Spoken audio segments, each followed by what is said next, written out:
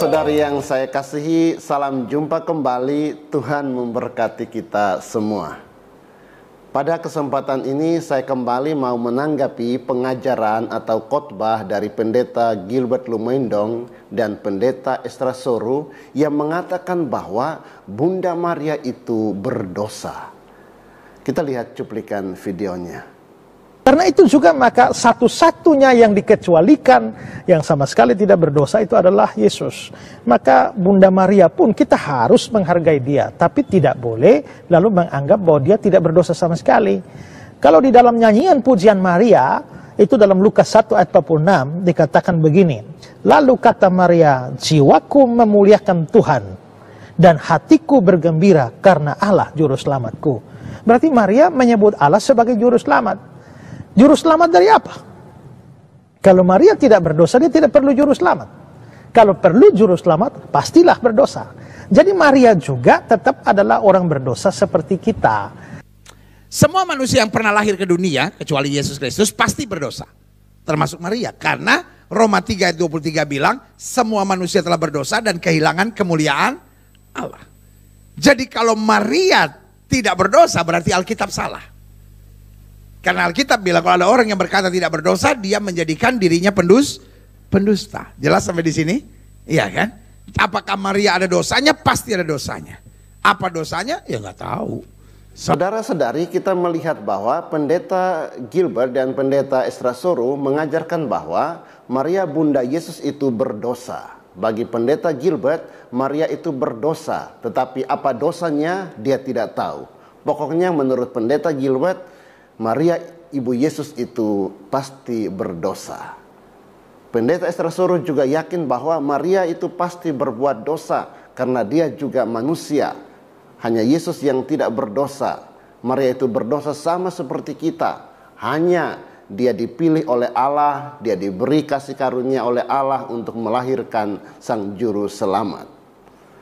Saudara-saudari, saya kurang tahu apa motivasi Pendeta Gilbert dan Pendeta Estra Soru yang selalu berbicara tentang Bunda Maria dan bahkan yakin bahwa Maria itu berdosa. Bukankah ini bisa menjadi sebuah tuduhan atau menghakimi Bunda Maria? Ajaran Gereja Katolik bertolak belakang dengan pengajaran Pendeta Gilbert dan Pendeta Estra Soru. Gereja Katolik mengajarkan secara resmi bahwa Maria Bunda Yesus dikandung tanpa noda dosa.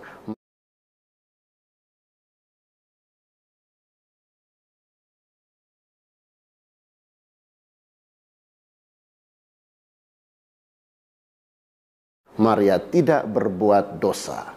Berikut penjelasannya.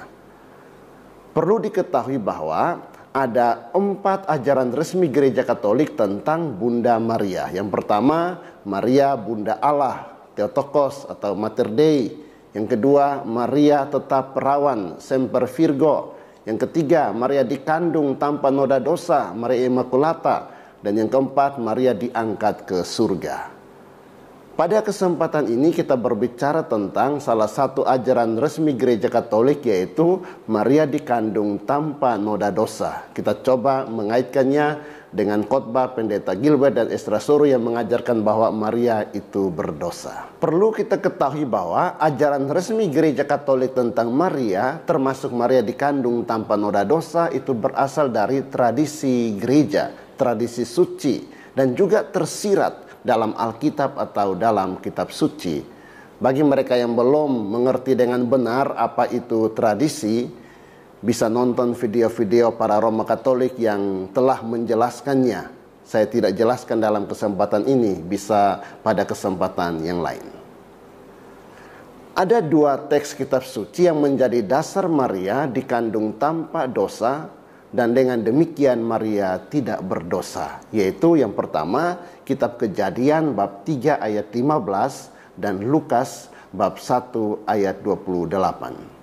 Dalam Kejadian bab 3 ayat 15 dikatakan, "Aku akan mengadakan permusuhan antara engkau dan perempuan ini, antara keturunanmu dan keturunannya. Keturunannya akan meremukkan kepalamu dan engkau akan meremukkan tumitnya."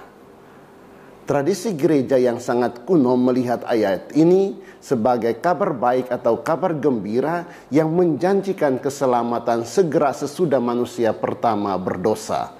Jelas ular yang dimaksud dalam Kejadian bab 3 ayat 15 ini adalah setan.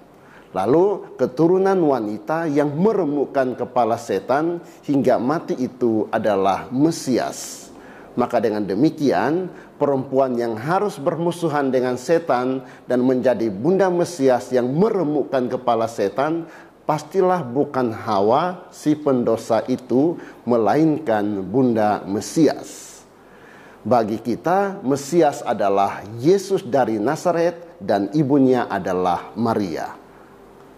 Dalam terjemahan LAI, Lembaga Alkitab Indonesia, aku akan mengadakan permusuhan antara engkau dan perempuan ini. Perempuan ini memberi kesan bahwa perempuan yang dimaksud adalah Hawa manusia pertama.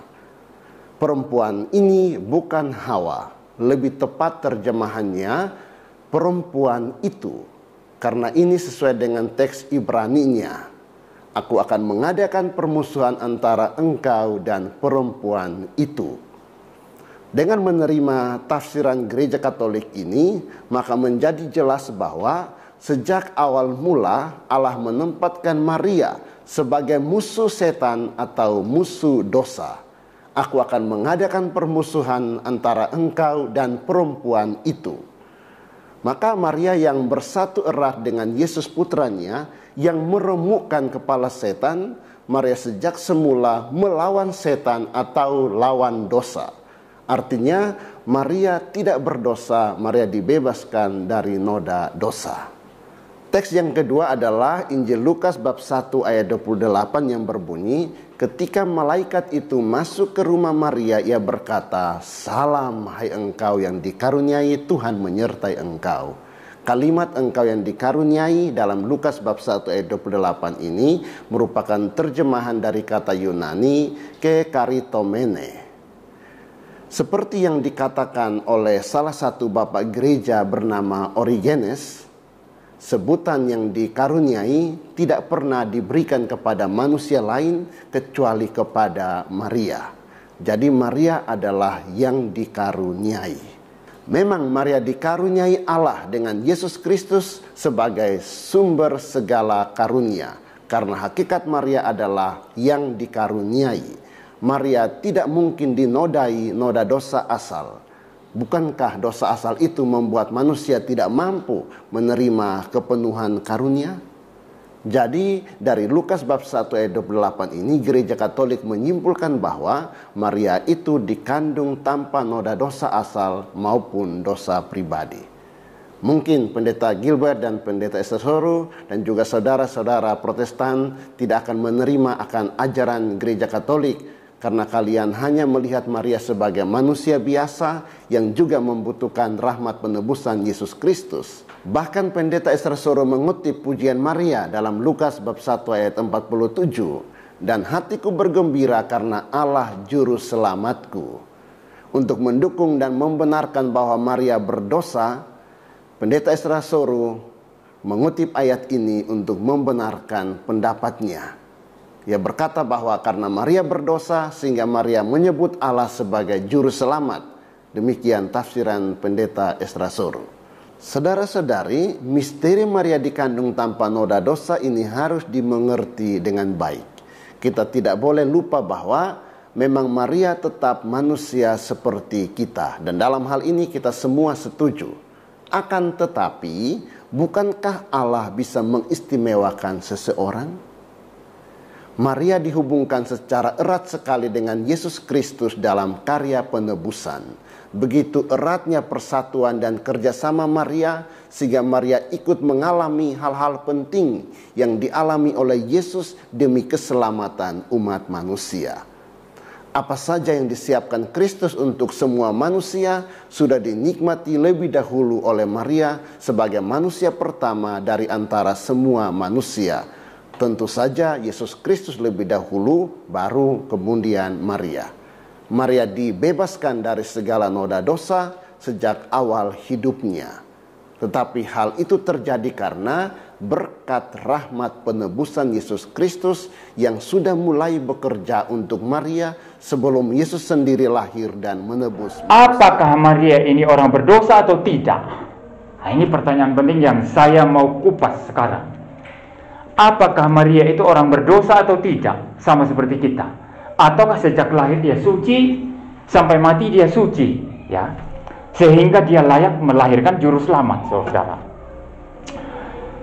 Di dalam pandangan gereja Katolik, saudara, ada 3 pendapat mereka tentang Maria. Yang pertama, mereka itu gereja Katolik berkata, Maria itu bebas dari dosa sejak lahir. Ya, saya ulang ya. Maria bebas dari dosa sejak lahir, berarti Maria tidak mewarisi dosa asal dari Adam. Dia bersih suci sejak lahir, ya. Kenapa demikian, ya?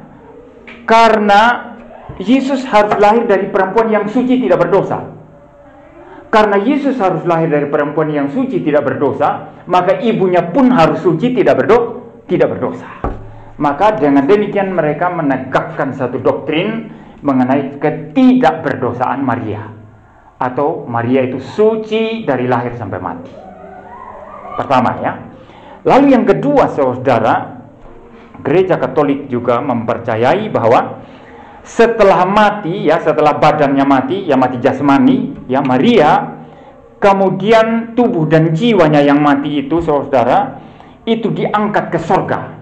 Sama seperti di dalam perjanjian lama, Tuhan mengangkat Henok dan Elia, ya, begitu. Jadi diangkat ke sorga, begitu. Dan di sorga saat ini Maria dijadikan sebagai ratu dari segala sesuatu, ya, the queen of everything, ya, ratu dari segala sesuatu, begitu. Itu yang kedua pemahaman daripada gereja Katolik. Lalu yang ketiga, gereja Katolik juga percaya bahwa Maria sebelum melahirkan Yesus adalah gadis perawan. Setelah Yesus lahir, Maria tetap perawan. Seperti itu. Jadi sebelum melahirkan Yesus dia perawan, sesudah lahirkan Yesus juga tetap perawan, saudara. Jadi ada lagi sebetulnya pandangan-pandangan yang lain, tapi saya hanya mengutip 3 pandangan ini, saudara. Dan sekarang saya tidak akan menanggapi 2 pendapat yang lain, 2 pandangan yang lain, tetapi saya hanya akan menanggapi poin yang pertama, yaitu bahwa Maria bebas dari dosa, ya. Mari kita melihat apa yang dikatakan oleh Alkitab. Apakah betul Maria bebas dari dosa? Mari kita lihat apa yang dikatakan oleh Alkitab, saudara.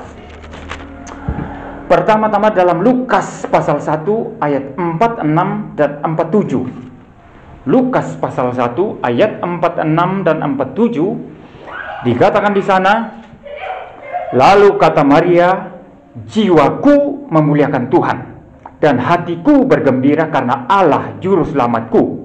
Perhatikan baik-baik, saya ulang, ya. Lalu kata Maria, ini setelah dia bertemu dengan malaikat, ya. Lalu Maria berdoa, ya, berdoa dalam bentuk, ya, puji-pujian kepada Tuhan, ya. Dia berkata begini, ayat 46. Lalu kata Maria, jiwaku memuliakan Tuhan dan hatiku bergembira karena Allah juru selamatku. Perhatikan istilah juru selamatku. Loh, Maria di sini berarti punya juru selamat apa enggak? Dia berkata Allah juru selamatku. Dia punya juru selamat, ya. Dia sebut Allah juru selamat. Berarti dia kalau tidak ada juru selamat, dia selamat apa enggak? Lah, kenapa tidak selamat? Ketidakselamatan kita hanya satu penyebabnya, yaitu dosa. Kalau Anda tidak berdosa, selalu selamat. Adam dan Hawa di Taman Eden, kalau tidak berdosa, tetap selamat atau tidak? Ya, tetap selamat. Justru karena berdosa maka tidak selamat, harus mati. Maka perlu juru selamat. Dan di sini Maria berkata, Allahku juru selamatku. Dia butuh juru selamat, saudara. Berarti Maria rasa diri orang berdosa. Ya, ini pantangan yang pertama, ya. Jadi Maria itu orang berdosa, ya, bukan orang tidak berdosa. Orang berdosa, ya. Yang pertama. Mari kita membuka sekarang Roma pasal 3 ayat yang ke-23.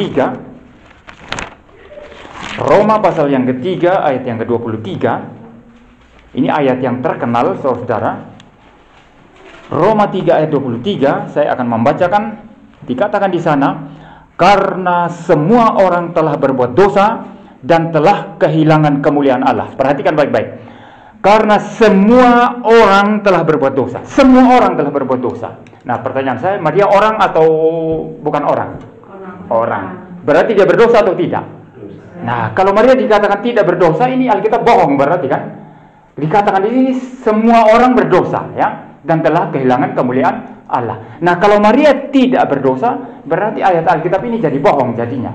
Ternyata ada yang tidak berdosa, yaitu Maria, saudara. Tetapi Alkitab tidak bohong. Berarti Maria termasuk orang. Kalau dia termasuk orang, maka dia juga berdosa. Sama seperti kita semua, ya. Ini argumentasi yang kedua.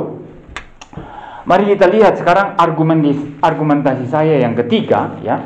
Roma pasal 5 ayat yang ke-12. Roma pasal 5 ayat yang ke-12. Roma pasal 5 ayat yang ke-12 dikatakan di sana, saudara, sebab itu sama seperti dosa telah masuk ke dalam dunia oleh satu orang, dan oleh dosa itu juga maut, demikianlah maut itu menjalar kepada semua orang, karena semua orang telah berbuat dosa. Perhatikan baik-baik. Sebab itu sama seperti dosa telah masuk ke dalam dunia oleh satu orang. Ini maksudnya oleh satu orang siapa ini? Adam, ya, ini Adam. Sebetulnya kalau mau lebih detail Hawa, ya, dari Hawa kemudian Adam kan. Tetapi mengapa Adam yang disebut, ya? Mengapa Adam yang disebut? Di bagian lain itu dikatakan Adam. Mengapa, saudara? Karena yang menjadi wakil manusia di Taman Eden yang berdiri di hadapan Tuhan dan di hadapan ciptaan lain itu adalah Adam. Adam diciptakan sebagai pemimpin, ya, menjadi wakil, ya, yang mewakili manusia, dan Hawa sebagai penolong yang sepadan. Maka kejatuhan Hawa ya kejatuhan Adam. Maka istilah teologi selalu disebut bukan kejatuhan Hawa tapi kejatuhan Adam. Dosa masuk tidak disebut melalui Hawa tapi selalu melalui Adam, ya. Jelas, ya. Jadi dikatakan di sini sebab itu sama seperti dosa telah masuk ke dalam dunia oleh satu orang, yaitu Adam, ya. Dan oleh dosa itu juga maut. Artinya dosa masuk melalui Adam, adanya dosa berarti kematian, maut, ya. Demikianlah maut itu menjalar kepada semua orang. Maut itu menjalar kepada semua orang karena semua orang telah berbuat dosa. Nah, karena Maria adalah orang, maka dosa yang masuk melalui Adam juga menjalar kepada Maria. Maria tidak dikecualikan di sini. Sama sekali tidak ada dukungan Alkitab yang mengatakan Maria lahir sejak lahir itu tidak berdosa, ya, tidak mewarisi dosa asal Adam, dilahirkan secara suci. Tidak saya temukan satupun ayat Alkitab di sini. Tidak ada satupun. Tetapi Alkitab menegaskan semua orang berdosa dan Maria adalah orang, ya. Maka Maria berdosa, ya. Ini secara logis saja itu gampang untuk dicernakan, saudara, ya. Logikanya kan begini, semua orang berdosa. Premis yang kedua, Maria adalah orang. Kesimpulan, Maria berdosa. Saya ulang, ya. Semua orang telah berdosa. Maria adalah orang. Kesimpulannya apa? Maria berdosa. Logika yang sederhana, kan jelas, ya. Nah, saudara-saudara, tetapi Alkitab memberikan satu pengecualian, ya, yaitu ada satu orang tertentu yang tidak berdosa. Tetapi orang ini bukan hanya manusia saja, tetapi juga Allah sepenuhnya pada saat yang sama, ya. Jadi dia mempunyai sifat ilahi sepenuhnya, sekaligus dia mempunyai sifat manusia. Jadi sifatnya ada dua, Allah sepenuhnya, manusia sepenuhnya. Siapa ini manusia yang artinya di dalam kemanusiaannya sama dengan kita semua, tetapi dia mempunyai sifat yang lain, yaitu sifat ilahi yang tidak sama dengan kita. Dialah Yesus Kristus. Saudara bisa membaca itu dalam Ibrani pasal 4 ayat 15, ya. Saya akan membuka Ibrani pasal 4 ayat 15. Dikatakan di sana, Ibrani pasal 4 ayat 15. Sebab imam besar yang kita punya, perhatikan baik-baik, itu istilah imam, I-nya huruf besar, ya. Lalu B, ya, besar itu B-nya huruf besar juga. Jadi ini merujuk kepada imam besar, yaitu Yesus Kristus, ya. Kalau saudara lihat judul Perikop Indonesia, jelas di sana Yesus sebagai imam besar. Sebab imam besar yang kita punya bukanlah imam besar yang tidak dapat turut merasakan kelemahan-kelemahan kita. Sebaliknya sama dengan kita, ia telah dicobai, hanya tidak berbuat dosa. Nah, Yesus itu adalah pengecualian. Mengapa Yesus adalah pengecualian? Karena Yesus tidak diwakili oleh Adam. Walaupun Yesus mempunyai natur manusia sepenuhnya, ketika dia lahir ke dalam dunia, dia mempunyai jiwa manusia, tubuh manusia, tapi dia tidak diwakili Adam. Mengapa tidak diwakili Adam? Karena pribadi Yesus bukan pribadi manusia. Saudara tahu apa itu pribadi? Saya ini satu pribadi. Kalau satu pribadi minimal ini saya memberikan penjelasan sederhana ketimbang saya terlalu filosofi, saudara juga nggak paham nanti kan.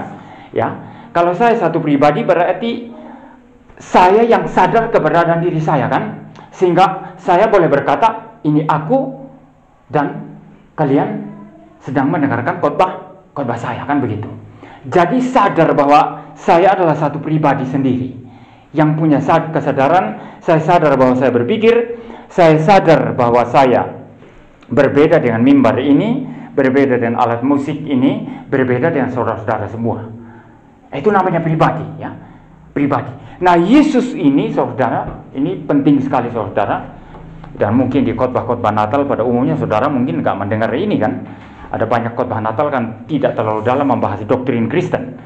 Yesus ini dia bukan pribadi manusia.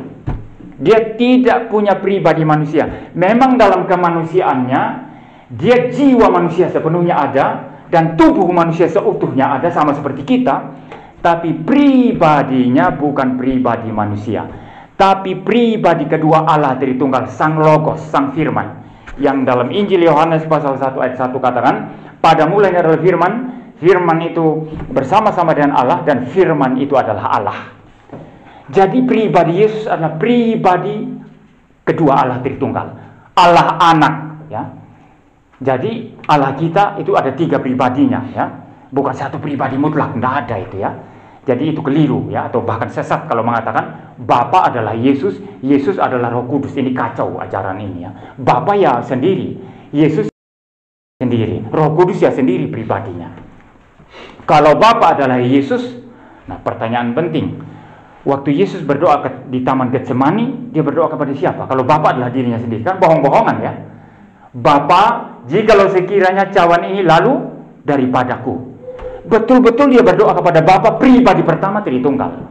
Yesus pribadi kedua Sang Logos, Sang Firman, dan Roh Kudus pribadi ketiga. Berbeda ketiga pribadi ini, tapi berada dalam satu hakikat yang sama, identik, tidak bisa dipisah. Maka Allah kita satu hakikat, 3 pribadi yang berbeda. Karena ada Allah yang satu hakikat tidak bisa dipisah dengan 3 pribadi yang berbeda, maka Allah kita bisa mengasihi Allah Bapa mengasihi anak, anak mengasihi Roh Kudus, Roh Kudus mengasihi Bapa, Roh Kudus mengasihi anak. Ketiga pribadi ini saling mengasihi. Maka Allah kita adalah kasih. Kalau Allah itu hanya satu pribadi saja, bagaimana kasih bisa diwujudkan? Dia mengasihi siapa? Objek kasih siapa? Tidak ada kan, saudara?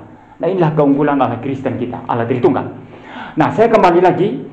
Yesus Kristus itu pribadinya pribadi ilahi. Pribadi kedua Allah Tritunggal, tidak mempunyai pribadi manusia. Karena Yesus tidak memiliki pribadi manusia, maka dia tidak layak diwakili oleh Adam. Karena tidak layak diwakili oleh Adam, maka Yesus bebas dari dosa asal.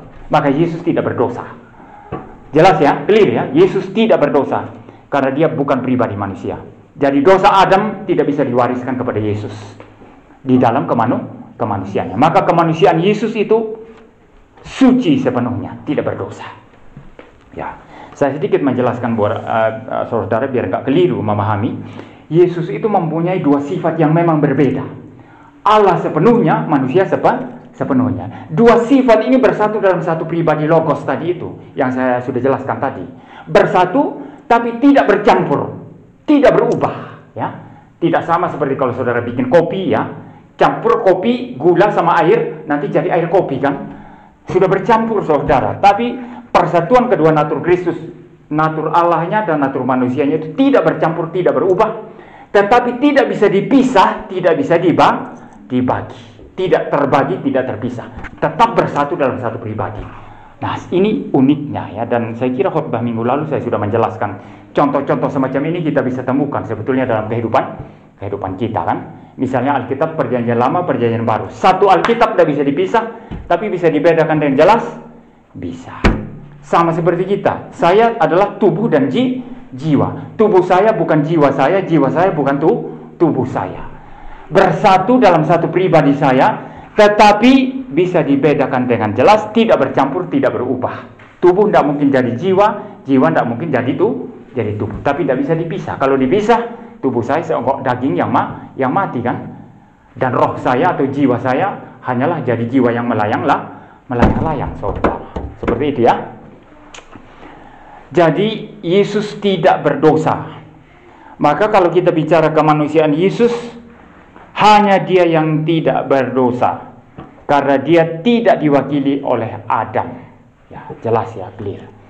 Maka kita kembali kepada Maria sekarang. Maria lewat pembuktian Alkitab yang saya sudah bahas tadi, ini cuma 3 ayat tadi yang saya buka, saudara. Masih kalau saudara teliti dari kitab Kejadian sampai Wahyu, saudara akan menemukan begitu banyak fakta Alkitab yang mengatakan bahwa semua manusia berdosa termasuk Maria. Maka Maria adalah orang berdosa ya. Maria bukan tidak berdosa, dan oleh sebab itu Maria tidak layak untuk disembah. Maria tidak layak untuk dikatakan dia adalah ratu sorga. Maria juga tidak layak untuk dikatakan bahwa dia sebelum melahirkan Yesus adalah perawan, sesudah melahirkan Yesus tetap perawan. Loh, kalau orang sudah melahirkan, logisnya dia sudah nggak perawan kan? Melahirkan kok masa masih perawan kan, begitu.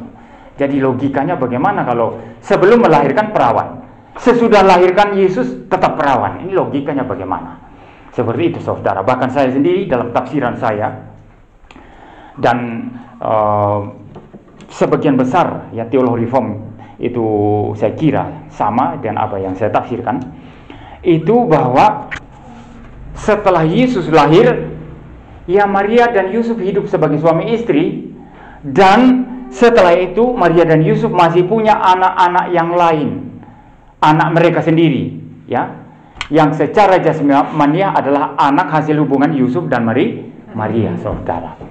Kalau saudara membaca, ada surat Yudas di dalam Perjanjian Baru kan, itu Yudas siapa? Itu bukan Yudas Iskariot, saudara. Yudas Iskariot itu sudah mati ya, bunuh diri setelah dia tahu Yesus mati ya, kemudian dia menjadi terlihat seperti menyesal, lalu dia mati, saudara, bunuh diri, gantung diri, lalu jatuh, ususnya itu tidak tahu ketusuk apa, lalu terburai keluar isi perutnya, saudara. Itu Yudas binasa. Tapi Yudas siapa yang disebut di dalam kitab Perjanjian Baru yang menulis kitab Yudas? Itu Yudas, saudara Tuhan Yesus. Sama dengan Yakobus ya, ada surat Yakobus kan di dalam Perjanjian Baru. Itu bukan Rasul Yakobus, saudara Yohanes. Rasul Yohanes bukan. Rasul Yakobus, saudara Yohanes, sudah dipenggal kepalanya oleh Herodes. Yakobus siapa ini? Yakobus saudara Tuhan Yesus, anak Yusuf dan Maria, saudara Tuhan Yesus itu, saudara. Jadi tidak benar kalau dikatakan Maria perawan sebelum melahirkan, tetap perawan sesudah melahirkan. Nah, itu tidak ada dukungan Alkitab ya, di dalamnya, saudara. Nah, maka saudara, saya akan membuat kesimpulan sekarang. Kita sebagai orang Kristen, bagaimana harus memikirkan dan merenungkan perihal Natal ini, jikalau dilihat daripada pembahasan saya tentang Maria tadi, saudara. Intinya adalah yang pertama-tama dan terpenting, bahwa ketika kita memperingati Natal, tokoh sentral, tahu sentral ya, tokoh utama yang pokok harus Yesus Kristus. Nggak boleh orang, termasuk Maria. Tidak boleh, ya saudara. Harus Yesus Kristus. Di luar daripada Yesus Kristus, khotbah Natal itu sia-sia semuanya, tidak ada guna, saudara. Karena tokoh sentral di dalam Alkitab dari Perjanjian Lama sampai kitab Wahyu ya, Perjanjian Baru ya, tokoh sentral di dalam sejarah gereja Kristen siapa yang harus dikhotbahkan, siapa yang harus diberitakan, siapa yang menjadi Tuhan daripada gereja, pemimpin gereja, itu hanya Yesus Kristus. Maka khotbah Natal yang benar, yang beres itu adalah khotbah Natal yang mengkhotbahkan Yesus Kristus, yang menjadikan Yesus Kristus sentral, bukan Maria. Ya, sampai disebut Maria ratu sorga. Tidak benar itu, saudara. Harus Yesus yang jadi sentral. Maka khotbah saya ini tadi menegaskan bahwa Maria orang berdosa sama seperti kita. Maka yang sentral siapa? Harus Yesus Kristus. Harus Yesus Kristus, saudara. Itu yang paling pokok dan paling penting, ya.